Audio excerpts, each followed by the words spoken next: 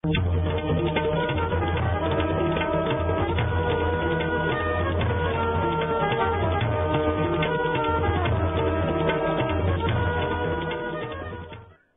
की जानी मानी शख्सियतों से एक मुलाकात की श्रृंखला में आइए आज मिलते हैं अपनी दिलकश आवाज और अंदाज के जादू से सारी दुनिया में छत्तीसगढ़ का नाम रोशन करने वाली मशहूर शख्सियत श्री मिर्जा मसूद साहब से। आकाशवाणी और दूरदर्शन की दुनिया के मंजे हुए उद्घोषक के साथ ही अंतर्राष्ट्रीय स्तर की अनेक खेल स्पर्धाओं में कमेंटेटर के रूप में अपनी अलग पहचान स्थापित करने वाले श्री मिर्जा मसूद जी का संपूर्ण जीवन अपनी इसी जादुई विधा के लिए समर्पित रहा है। अपनी अब तक की जीवन यात्रा में अतीत की यादों से helloraipur.com को रूबरू कराते हुए उन्होंने अपने बचपन की स्मृतियों को इस तरह ताजा किया। नमस्कार मधुर जी। देखिए, वैसे तो अगर रजिस्टर में इंदराज करने वाली बात है तो मैं सन 1942 में राजनांदगांव में पैदा हुआ। उस वक्त राजनांदगांव सीपी एंड बरार में था, बाद में मध्य प्रदेश में और फिर अब छत्तीसगढ़, तो रियासत और फिर तहसील और अब वो जिला हो गया है। रजिस्टर में तो 30/3/1942 की पैदाइश है, लेकिन मालूम नहीं क्यों जो मैंने अपनी माँ से सुना था तो 3 अप्रैल को वो बताती थी या बोलती कुछ थी ऐसे, वो भी अपनी उंगलियों पर हिसाब लगा करके, तो हम उसी को मानते हैं। तो जगह और तारीख और वक्त तो मैं अपनी पैदाइश का बता सकता हूँ कि कब पैदा हुआ, कहाँ पैदा हुआ, लेकिन अगर आप कहें क्यों पैदा हुआ तो बताना मुश्किल होगा। तो बचपन में कुछ दिन राजनांदगांव में हम रहे। उन्हीं दिनों मुल्क तकसीम हुआ, बड़ी अफरा तफरी का आलम था। तो मैं बहुत छोटा था, तो मुझे याद है बुधू नाम का हमारे घर में एक मेंबर था जो मुझे अपने कंधे पर बिठा करके नाचा गम्मत वगैरह दिखाया करता था। जब पार्टीशन हुआ तो एक परिवार के साथ, मेरे मामा के परिवार के साथ में वो पाकिस्तान चला गया और कुछ दिनों के बाद में मुझे मालूम हुआ कि बुधू मुसलमान हो गया है। तो मैं बहुत रोया, मुझे समझ में नहीं आया तो उसको क्या हो गया है।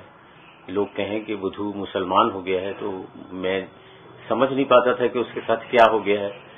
तो मैं बहुत रोता था उसके लिए।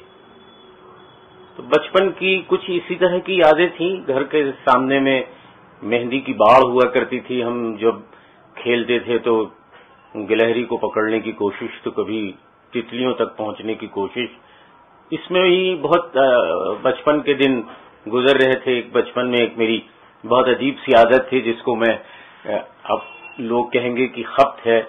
मैं अपनी बहुत प्यारी चीजों को या कहें कि बहुत अच्छे लगने वाले रिश्तों को मैं बचपन में चांद के पीछे छिपा दिया करता था। अब मुझे लगता है कि उन दिनों चांद मेरे करीब था जब मेरे हाथ इतने थे कि मैं उन तक पहुंच सकता था।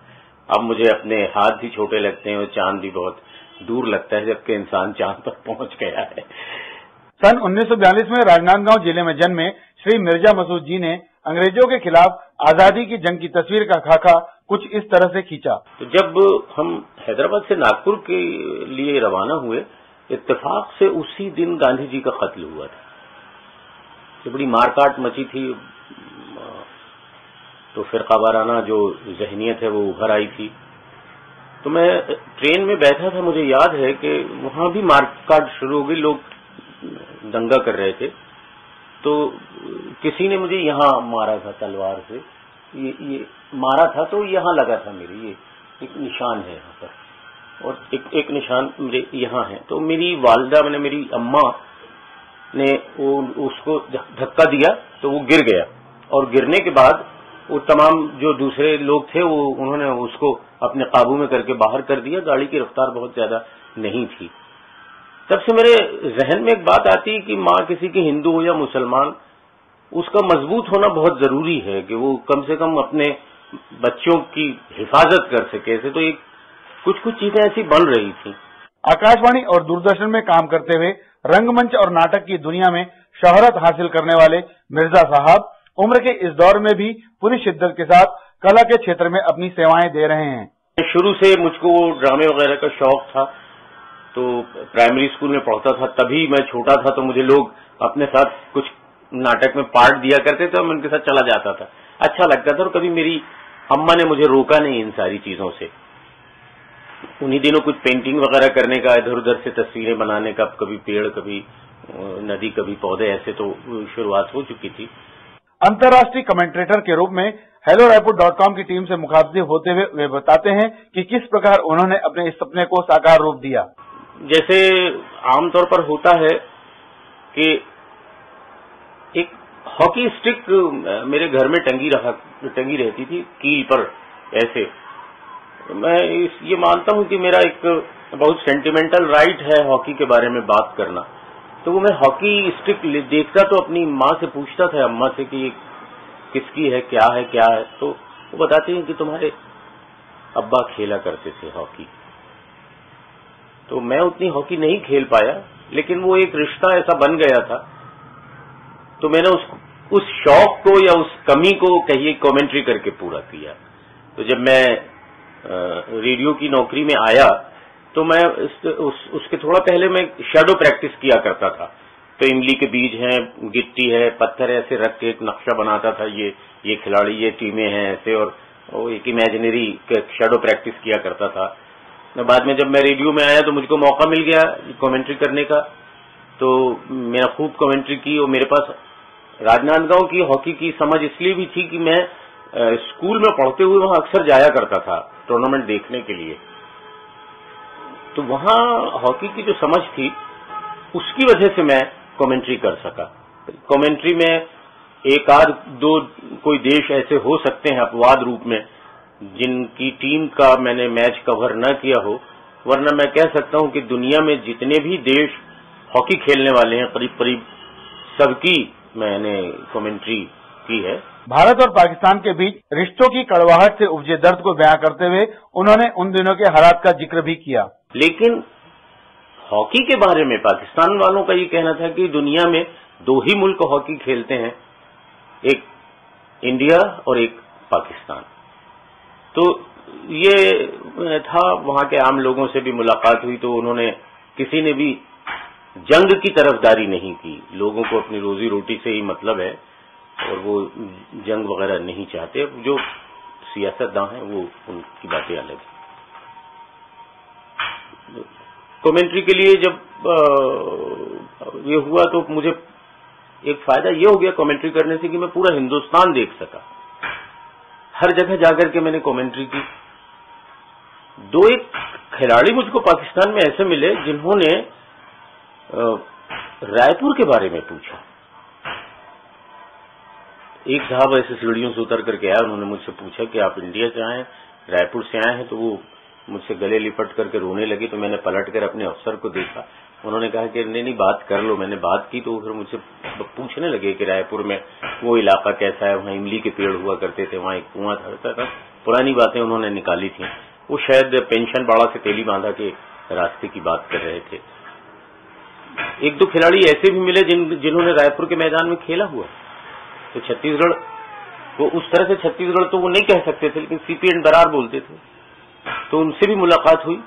देश विदेश की अनेक मशहूर हस्तियों से मुलाकात की यादों को संजोते हुए उन्होंने अपनी अनुभूति व्यक्त की। रेडियो ने मुझको बहुत कुछ दिया और साइलेंस भी साउंड होता है, ये शायद मैं रेडियो में जाकर ही सीख पाया कि किसी दीवार के पीछे से भी अगर हमें कोई आवाज सुनाई दे रही है तो उसके नक़ूश ज़हन में कैसे उभरते हैं। बहुत मुमकिन है मैं इससे महरूम रहता अगर रेडियो में नहीं गया होता।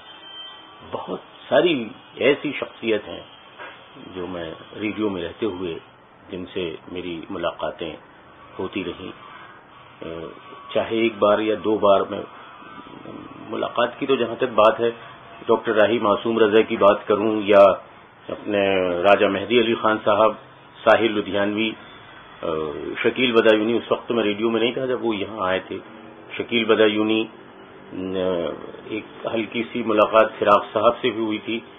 और भारत के जितने नामचीन खिलाड़ी हैं, ध्यानचंद जी का तो मैंने इंटरव्यू भी किया था जब वो यहाँ आए थे रायपुर में। एक तमन्ना थी लता मंगेशकर जी को देखने की, तो पुणे जब मैं गया था आंखों देखा हाल सुना रहा था, तो बहुत करीब से मैंने लता जी को देखा और मैं अनाउंसमेंट भी कर रहा था कि आई हैं, और गुलजार का लिखा हुआ गीत है, कदम कदम पे नक्श है विजय हमारा लक्ष्य है, वो गाई। राष्ट्रपति, प्रधानमंत्री, ये सब लोगों का वो रहा। तो मेरी कई ऐसे चर्चित लोगों में बहुत से लोग हैं। रजनीश जी का नाम बहुत होता है, उनसे 2 बार मेरी मुलाकात हुई थी। चित्रकारी में पारंगत मिर्जा मसूद साहब ने छत्तीसगढ़ की पुरातात्विक और धार्मिक संपदा पर गर्व व्यक्त करते हुए इसे विश्व की सबसे वैभवशाली संपदा करार दिया। छत्तीसगढ़ को लेकर के मतलब यह है कि मैंने यहाँ की गुफा चित्रों का अध्ययन किया।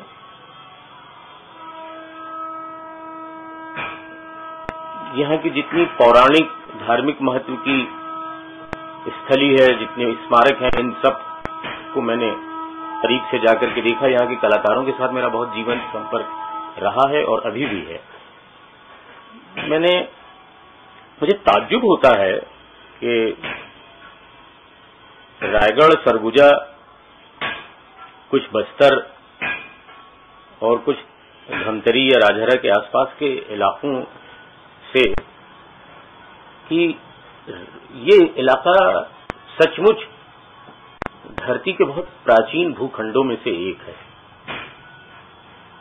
यानी जिसको हम कहते हैं कि एग्रीकल्चर का जो पीरियड शुरू हुआ, उसके भी पहले जो आखेट युग माना जाता है, पाषाण, वहां तक के। और जब चक्र का आविष्कार नहीं हुआ था और हथेली से उसको थपक करके जब गोला बनाया जाता था, उस वक्त की जो निशानियां हैं वो यहां मिलती हैं। इससे लगता है कि ये एक बहुत ही प्राचीन इलाका है। अब कुछ ग्रंथों में तो इस तरह की भी बातें आती हैं कि वराह मिहिर ने बृहद संहिता में उल्लेख किया है कि कौशल प्रदेश में गुणवत्ता और आकार में हीरे जो हैं वो सर्वश्रेष्ठ हैं करके। यहाँ छत्तीसगढ़ में रोमन सम्राटों के सिक्के मिलना या रोम में कौशल प्रदेश या छत्तीसगढ़ के हीरों का मिलना, ये बताता है कि यहाँ कभी इस तरह का कोई आदान प्रदान रहा होगा। जैसे मल्हार है, मल्हार पत्तन कहते हैं, तो पत्तन मतलब जहाँ गांठ खोली जाती है। हो सकता है कभी वहाँ व्यवसायी जो कुछ सामान बेचते खरीदते हो तो गांठें खोली जाती हो और वो वहां पर कोई इस तरह का वो रहा हो। तो ये जो इलाका है ये बहुत ही समृद्ध है। स्वाधीनता संग्राम में छत्तीसगढ़ के रणबांकुरों के प्रति नमन भाव व्यक्त करते हुए उन्होंने रंगमंच के माध्यम से अपनी भावनाएं इस तरह व्यक्त की। हम अगर ये पुरानी बातें छोड़ दें, हम स्वाधीनता संग्राम में आए तो सन 1825 में गैन सिंह ने बगावत की थी। और गैन सिंह की जो बगावत है वो ऐसी बगावत है कि जिसको हम बता सकते हैं कि मंगल पांडे ने जो शुरुआत की थी उससे भी पहले की है। हालांकि वो अपने ही क्षेत्र के लिए, अपने इलाके के लिए लड़ा था। वो एक तरह से पहला गुरिल्ला वारफेयर था जिसमें उसने अंग्रेजों को साल भर तक के रोका था। और जब चांदा से बड़ी फौज लाई गई तो गैन सिंह पर उन्होंने काबू पाया और गैन सिंह को उसके महल के सामने फांसी दी गई और लोगों को टेरराइज करने के लिए 1900 बहुत पहले 1856-57 में जब हम इसकी बात करते हैं, इनकलाब की बात करते हैं, क्रांति की बात करते हैं, तो सोना खान के जमींदार नारायण सिंह की बात आती। उससे पहले राम साय उनके पिताजी जो लड़ते रहे थे। उसके बाद तो फिर बहुत सारे लोग आते गए, इसमें जुड़ते गए। सुरेंद्र शाह है, हनुमान सिंह है, गाजी खान है, ये बहुत से लोग इसमें शामिल होते गए। बस्तर में आपके गुंडाधुर है।